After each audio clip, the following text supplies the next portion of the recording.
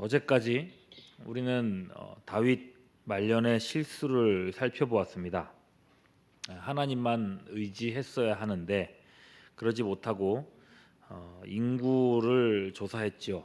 군사력을 평가하고 그래서 그걸 가지고 그것을 의지하여 나라를 다스리려고 하는 그런 마음을 품었다가 하나님의 심판을 받게 됩니다. 백성에게 역병이 돌고 7만 명이나 되는 사람들이 죽게 됩니다. 그 많은 사람들을 죽음으로 내몰았으니 이 일은 다윗 평생에 어쩌면 대대로 수치스러운 사건이 되었어야 합니다.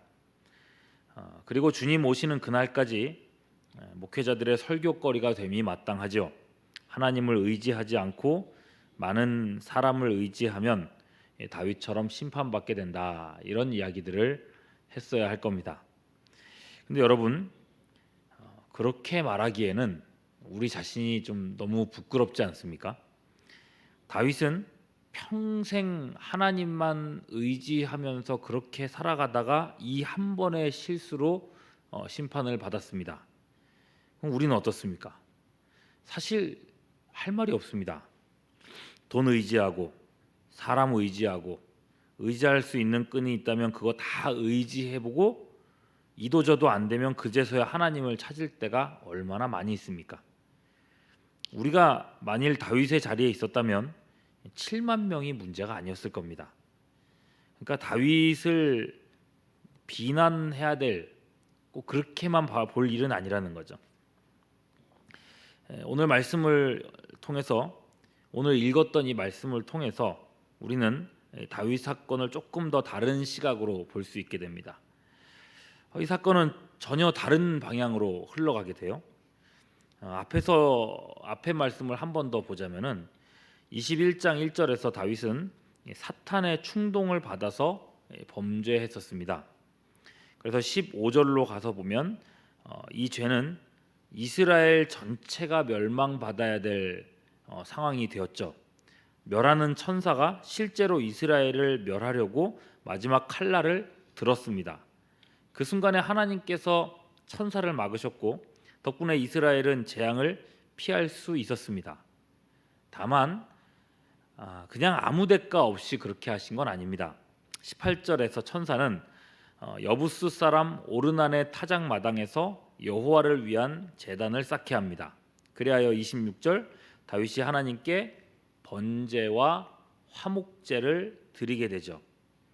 27절 그것을 그 이후에 천사는 칼을 칼집에 꽂아 놓게 된 겁니다.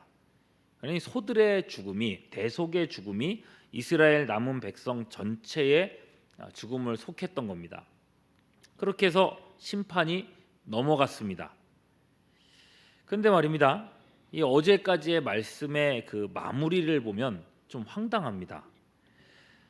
하나님께 제사를 드려야 할 자리는 사실 성막과 번제단이 있는 곳이어야 합니다.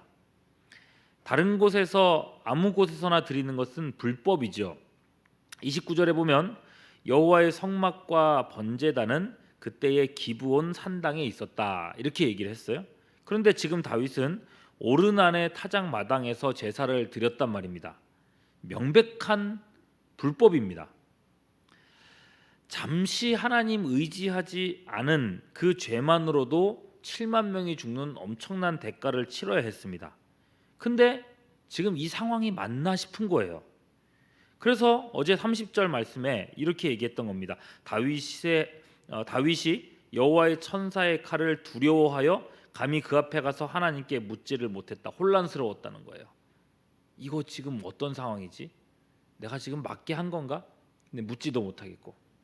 그리고 오늘 말씀 1절로 딱 넘어오면 갑작스럽게 다윗이 이렇게 소리칩니다. 다윗이 이르되 이는 여호와 하나님의 성전이요 이는 이스라엘의 번제단이라. 이곳이 성전 터구나. 하나님께서 이곳을 성전의 터로 정하신 거구나. 이걸 발견한 겁니다. 이건 굉장히 중요한 발견입니다. 본문 저 앞쪽으로 가면요, 역대상 17장에 다윗이 하나님의 성전을 그렇게 짓고 싶어 했는데 하나님께서 허락하지 않으셨어요. 그건 아들 때에 이루어질 일이라고 하셨습니다. 그리고 그 유명한 다윗 언약을 맺죠. 다윗이 성전 짓지 못한다. 아들 때 지으리라. 이 말씀이 다윗의 마음속에 계속 남아 있었을 겁니다.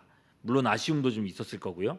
그랬었는데 오늘의 사건으로 인해 성전의 터를 발견하게 된 겁니다.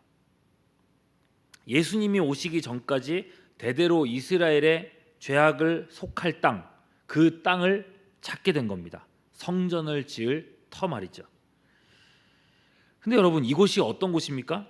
다윗이 사탄의 충동을 받고 범죄해서 이스라엘 전체가 멸망당해야 됐을 그 자리입니다.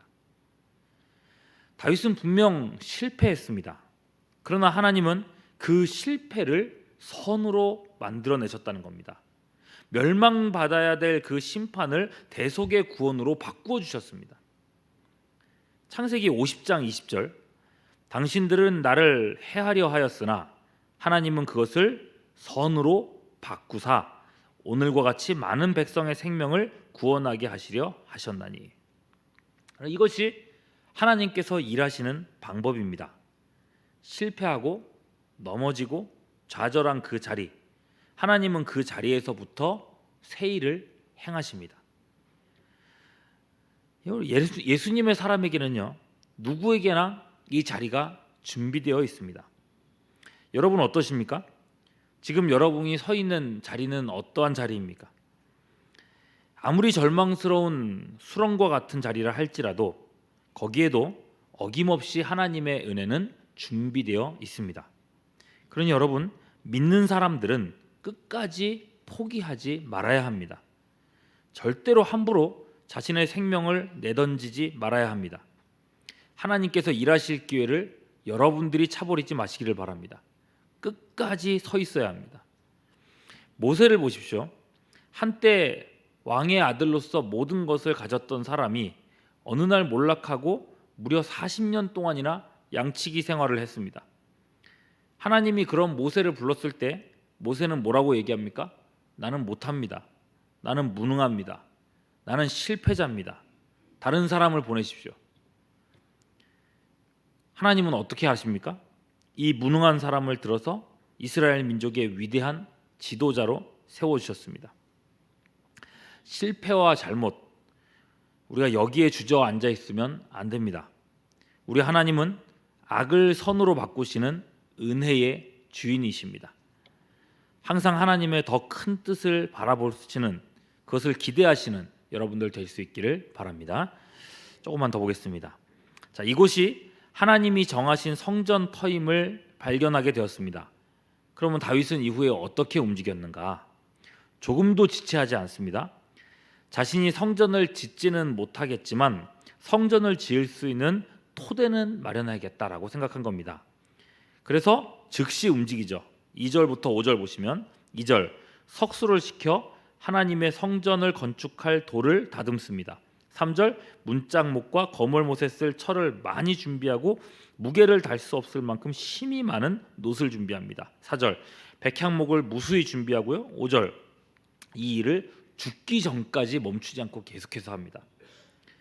솔로몬이 성전을 건축했죠. 근데 그 재료는 아버지가 다 준비해놨던 겁니다. 재료를 준비하면서 6절 이후 보면 아들 솔로몬에게 그야말로 신신당부를 합니다. 10절, 솔로몬아, 하나님께서 너를 통해서 성전을 지으신다 하셨다. 그러니 13절, 너는 성전 짓기에 합당한 사람으로 살아야 한다. 모든 규례와 법도를 삼가 행하라. 14절, 너는 내가 엄청난 성전 재료를 준비해 놨지만 아직 더 필요하다. 그러니 너는 더 준비해라. 16절, 너는 일하라.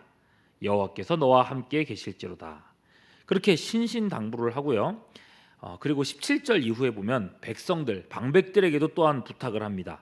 다윗이 또 이스라엘 모든 방백에게 명령하여 그의 아들 솔로몬을 도우라. 보시면 내 아들이라고 하지 않고 그의 아들이라고 얘기합니다. 10절 보시면은 하나님께서 솔로몬을 내 아들로 삼겠다 하신 그 말씀을 받아서 하는 얘기예요. 내 아들을 도우라 하지 않고 그의 아들을 도우라 하면서 성전 건축이 사람의 뜻이 아닌 하나님의 뜻임을 강조하는 겁니다.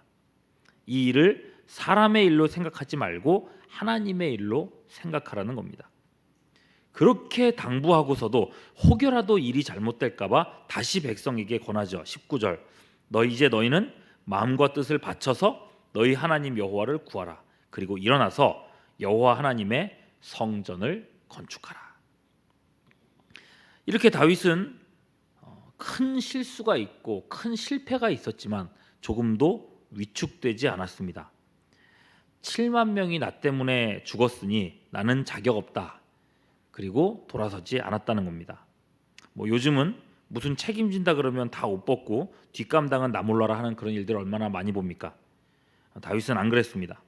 남아있는 인생을 마치 달리기 선수가 마지막 골 앞에서 모든 힘을 다해 짜내서 달려가는 것처럼 그렇게 달려갔습니다. 오늘 사건 속에서 우리는 끊임없이 일하시는 하나님, 정말 수렁과 같은 밑바닥에서도 역사하시고 반전시키시는 하나님, 그리고 그에 응답하는 다윗의 신실함을 함께 살펴보았습니다. 사도행전 20장 24절, 내가 달려갈 길과 주 예수께 받은 사명 곧 하나님의 은혜의 복음을 증언하는 일을 마치려 하면은 나의 생명조차 조금도 귀한 것으로 여기지 아니하노라. 우리 각자에게 주어진 달려갈 길이 우리 앞에도 있습니다.